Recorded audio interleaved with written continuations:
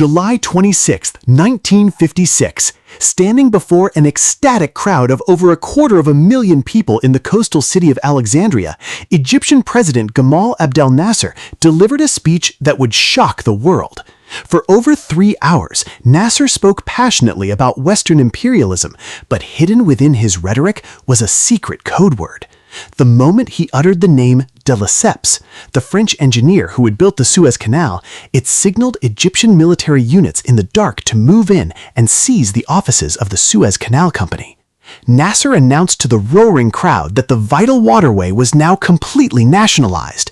This bold, incredibly defiant act asserted absolute Egyptian sovereignty over an asset that had been controlled by foreign powers for nearly a century. It was a geopolitical earthquake. By seizing the canal, Nasser did not just reclaim a ditch in the desert, he directly challenged the global hegemony of Western Europe. This single calculated move set the stage for a dramatic international crisis that would forever shatter the old imperial world order, humbling former colonial superpowers and announcing the dawn of a bold post-colonial reality.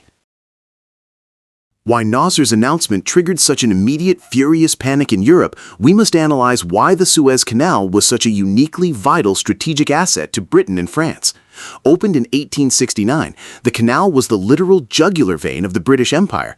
It cut the maritime transit distance between Western Europe and Asia by thousands of miles. By the mid-1950s, the canal had become even more critical. It was the highway for the West's industrial survival, with over 2/3 of Europe's oil supply passing through its locks every single day. To London and Paris, the Suez Canal Company was a symbol of their enduring imperial authority in the Middle East. It was operated as a state within a state, with the vast majority of its massive profits flowing straight to British and French shareholders, while Egypt received a pittance. Nasser's nationalization was a direct consequence of escalating Cold War tensions. Just days earlier, the United States and Great Britain had abruptly withdrawn their promised financial backing for the construction of the Aswan Dam, a massive infrastructure project vital to Egypt's modernization. They did this to punish Nasser for purchasing weapons from the Soviet bloc. Furious at this public humiliation, Nasser realized he could use the immense revenues of the Suez Canal to fund the dam himself. In doing so, he threw down the gauntlet to the remnants of European empire, proving that independent Arab nations would no longer allow their natural resources to be plundered by foreign masters. The nationalization of the canal instantly sparked a rapid, high-stakes international crisis, pushing the world to the very brink of a global war. Refusing to accept Nasser's sovereign move, Britain and France secretly colluded with Israel to engineer a hidden military response. Known as the Protocol of Sèvres, the three nations hatched a deceptive plot. First, on October 29th, Israel would launch a surprise invasion of Egypt's Sinai Peninsula. Then, Britain and France would feign shock, intervening under the false pretense of protecting the canal and keeping the peace.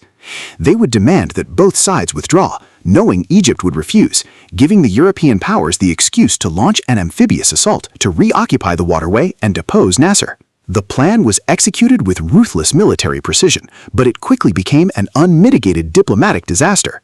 As bombs fell on Egyptian cities, the international community reacted with fury.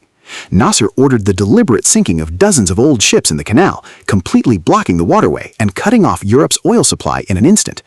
The military intervention exposed a profound, sudden shift in global power dynamics.